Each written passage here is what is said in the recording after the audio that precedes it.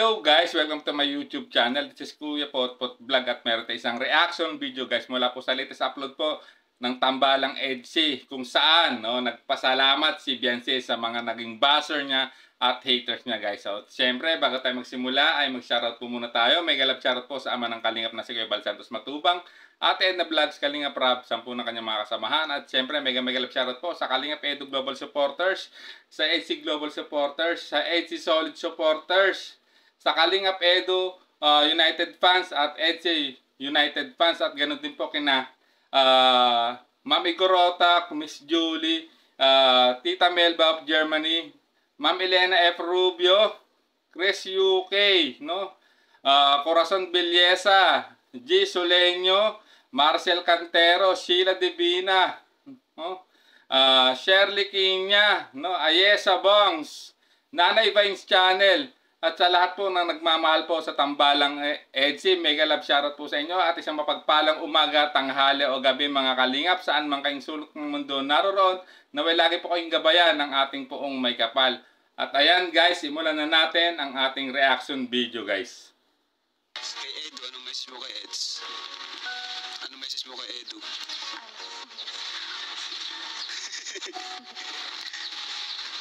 Thank you po sa kasi hindi niyo po ini-encourage niyo po ako na lumakas po yung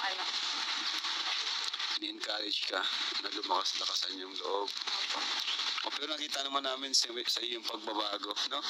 Si Beyonce. So ayan guys, at ayun, tinanong siya ni Kalingap Rob kung mensahe naman ni Beyonce kay Kalingap Edu, guys. At ito ang una ay medyo nahihiya siya, talagang nauuna yung hiya niya, pero later on sinabi niya na nagpapasalamat siya kay Kalingap Edu sa walang sawang paggabay at pagbuboost ng kanyang confidence or self-esteem guys, na alam naman natin na guys na talaga naman nung una ay medyo talaga aloof or mahihiyain talaga si Beyonce, talagang bihira magsalita guys. Pero ngayon naman nakikita na natin tong sa episode na to talagang malaki na yung pinagbago ni Beyonce guys, talagang hindi na siya nagtatakip ng bibig, although talagang pinamumulan siya ng mukha, which is normal yon, dahil siguro talagang kinikilig siya at kita niyo naman guys na talagang pinipilit din niya talagang ma-overcome yung pagiging mahihiyain niya, ayun nga dahil yun kay Kalingap Edu, dahil na rin po talaga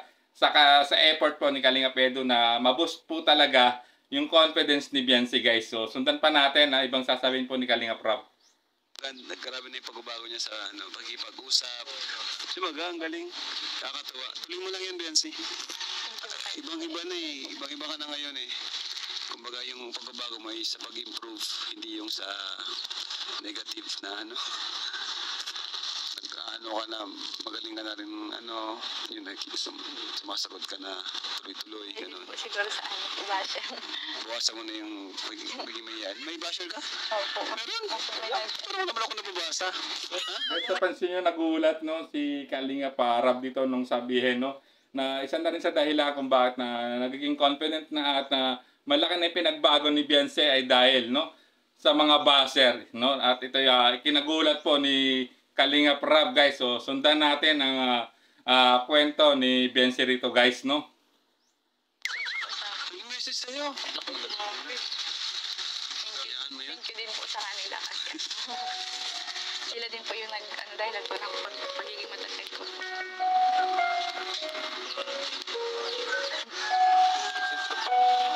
Grabe, ayan talaga yan, narinig nyo mga buzzer ni Beyonce. Thank you, nagpapasalamat siya dahil dahil sa inyo mas tumatag siya, talagang talaga na-enhance o ginawa niyo motivation yung pambabatikos niyo, especially yung sa pambabas through messenger, grabe, level up din tong basher na to talagang personal niyang binabas through inbox ni Beyonce. Pero ayan, dead ma ngayon basher kasi nga ayan ginawa ka rin niyang motivation at pinagpapasalamat niya ito kasi nga lalo siyang lumilevel up or nagbo-boost yung confidence, ika nga. Although pansin natin medyo naging emotional yung itong reaction ng kanyang mukha ni Beyonce rito guys. So sundan pa natin. Hindi naman po kami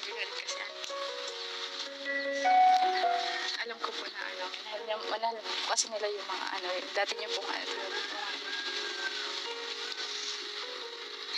Naiintindihan mo sila. Opo. Grabe, inintindi pa niyang basher. Grabe, maunawain to si Beyonce at naiintindihan niya dahil nga daw sa mga dating naging kapartner o kapareha dito ni Edu. Which, alam naman natin kung sino yung pinakahuling naging kapareha ni Edu. Ngunit, di ba, yung dating kaparehang yan ay siya mismo ang umayaw sa Kalingap. So what for, no? Kung bakit ngayon, kung ano man yung tinatamasa na blessing ni Beyonce, deserve niya yun, guys, no? At din sa mga bashers, ayan, sorry kayo, hindi kayo papatulan ni Beyonce at ginawa lang kayong kasangkapan para lalo siyang pagtibayin, no? Lalo siyang tumibay o matatag, no? Bilang isang personalidad, guys. So sundan pa natin. Makabait talaga nito ni Beyonce, grabe. Sobrang bait po ni Beyonce. Kung si Ato, yun, ako. Maiyak. Grabe, ano po si Ato? Sabi nga po natin, Beyonce po, sila po yung lalo po magpaparatag po ng ating loob, ating puso para mas yun naman po tumibay. yung ano, yung makakakilala mo sa sarili natin na hindi man po nila alam yung tunay na ano sa Katawa. So yung sinabi rito ni Beyonce, no, ang mas nakakaalam ay siya, no, sa sarili niya. Alam niya yung sa sarili niya, wala siyang ginagawa. At yung mga taong nagmamahal kay Beyonce, o yung mga taong nakapaligid sa kanya, ang nakakaalam talaga kung ano talaga ang tunay na pagkatao ni Beyonce, which is ito, yung pamilya niya. So guys, no, talagang grabe. At napakabait, no, talagang family-oriented to si Beyonce, no, talagang grabe, no. Naiintindihan niya, no, kung bakit siya nakakatanggap ng mga ganung pambabatikos, pero hindi niya deserve yun, guys. Kaya lang masasabi ko sa mga buzzer ng EDSI o ni Beyonce ay sorry kayo, no? Lalong pinagtitibay dahil sa mga pambabatikos nyo. Ayan, nag-level up lalo si Beyonce. So sundan pa natin. Pag natin si Beyonce. Naiintindihan pa niya yung basher. Sabi niya na naiintindihan niya na minahal niya rin yung mga dati nating natulungan. Kaya siguro, pero mali din naman yun eh. Mali din naman na i-bash natin yung isang tao para lang sa ating mga iniudulo. Diba kasi yun nga, meron tayong motto, no? Anong motto natin? One family. Ay, bagsak! Bagsak ko sa quiz. Bagsak sa quiz ng Kalingap. Anong motto? Anong motto? One? One team, one family. Baksak sa quiz. One Kalingap, one family.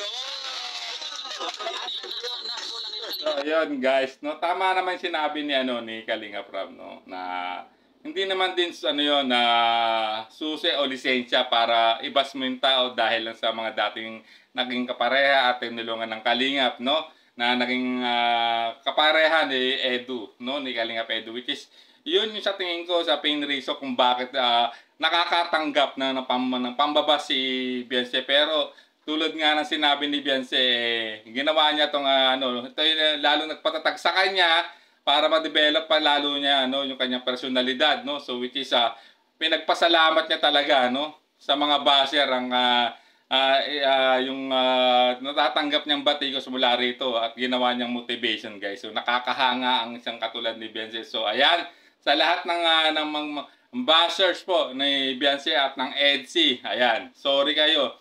Gagawin lang kayong motivasyon, no, ni Beyonce para lalo siyang pagtibayin, no, guys. So hanggang dito na lang ang ating maikling reaction video. Maraming salamat po. At siyempre, kung gusto niyo mapanood po ang full video ng episode 16 ng EDSI, ay guys, puntahan niyo po sa YouTube channel po ni Kalingap Rab. At siyempre, hit niyo yung notification bell, no? At siyempre, wag niyo skip ang ads para lalo kayo makatulong sa adikain po ni Kalingap Rab at ng ama ng Kalingap na si Kuya Bal Santos Matubang, guys. So hanggang dito na lang po. Isang mapagpalang umaga, tanghali o gabi, mga Kalingap. Hanggang sa muli po nating reaction. There's a vlogger named Kuya Papa, spreading good vibes, giving all he's got. With the camera in his hand, he hits the road, capture moments, sharing stories untold. Kuya Papa, he's the one we adore, brings smiles, he's got so much more. In this crazy world, he is a ray of light, spreading